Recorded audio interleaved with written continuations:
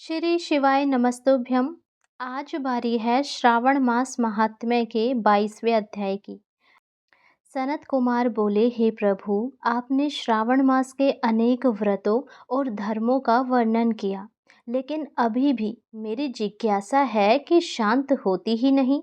मैं आपसे उस व्रत के बारे में जानना चाहता हूँ जिसे करने से भक्त के जीवन से सभी संकटों का नाश हो जाता है। भगवान शिव बोले, हे सनत कुमार, तुम मेरी बात को ध्यानपूर्वक सुनो।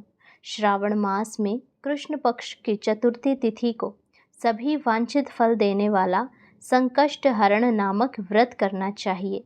इस व्रत को करने से मेरे प्रिय पुत्र गणपति महाराज अत्यंत प्रसन्न होते हैं और अपने भक्तों के सभी संकटों को दूर करते हैं। इस व्रत की विधि इस प्रकार है। चतुर्थी के दिन सुबह जल्दी उठकर स्नान आदि से निवृत्त होकर स्वच्छ वस्त्र धारण करें।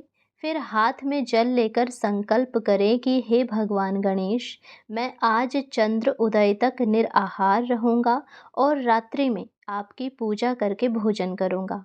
आप मेरे सभी संकटों को दूर करें। इसके बाद विधि पूर्वक भगवान गणपति की पूजा करें। पूजा के बाद कथा अवश्य सुनें। कथा सुनने के बाद पूजा करें और उन्हें जो भी आपको कथा सुनाए, जो कथावाचक हो, उन्हें दक्षिणा अवश्य दें। रात्रि में चंद्र उदय होने पर चंद्रमा को अर्घ्य दें और फिर भोजन करें। अब मैं तुमसे इस व्रत की कथा सुनाता हूँ।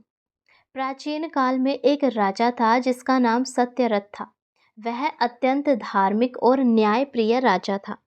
उसकी रानी का नाम सत्यवती था, जो एक परम पतिव्रता और धर्मपरायण स्त्री थी। दुर्भाग्यवश एक युद्ध में राजा सत्यरथ की मृत्यु हो गई। शत्रुओं ने उसका राज्य छीन लिया और रानी सत्यवती को अपने छोटे पुत्र के साथ महल छोड़कर भागना पड़ा। रानी अपने पुत्र के साथ भटकती हुई एक घने वन में पहुंची।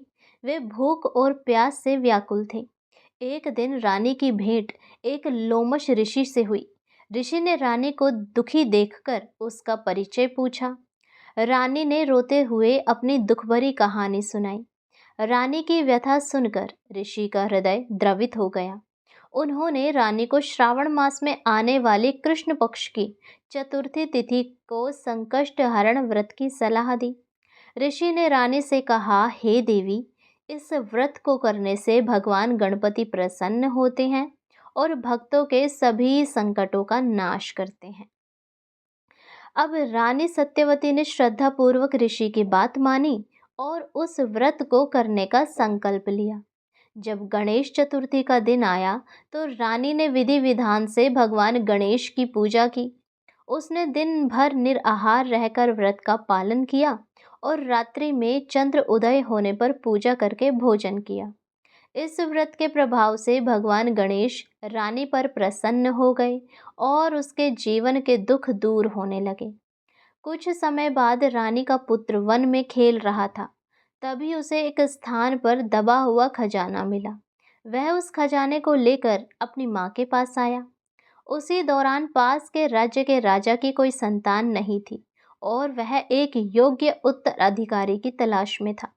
उन्हें जब रानी के पुत्र की योग्यता का पता चला तो उन्होंने उसे अपने राज्य का उत्तराधिकारी घोषित कर दिया। अब रानी का पुत्र एक महान राजा बना और उसने अपने राज्य को पहले से भी अधिक समृद्ध बनाया।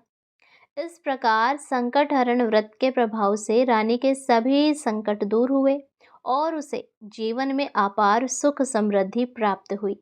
भगवान शिव ने सनत कुमार से कहा कि यह व्रत अत्यंत पुण्यदायी है और जो भी प्राणी इसे श्रद्धा पूर्वक करता है उसके सभी कष्ट दूर हो जाते हैं और उसे समस्त सिद्धियां प्राप्त होती है। तो ये थी कथा श्रावण मास महात्म्य के 22वें अध्याय की। यदि आपको ये कथा पसंद आई हो तो हमारे चैनल को सब्सक्राइब करें, वीडियो को लाइक करें और बेल आइकन दबाएं ताकि आने वाली सभी कथाएं, व्रतों की जानकारी, अन्य त्योहारों के बारे में आपको सटीक जानकारी मिल सके। और आप ये वीडियो अपने सभी सगे संबंधियों के साथ शेयर अवश्य करें ताकि हर कोई ये कथा सुनकर आगे भगवान जी की प्रार्थना करे, उनके व्रत करे और अपने जीवन को भक्तिमय बनाए। हरे कृष्णा।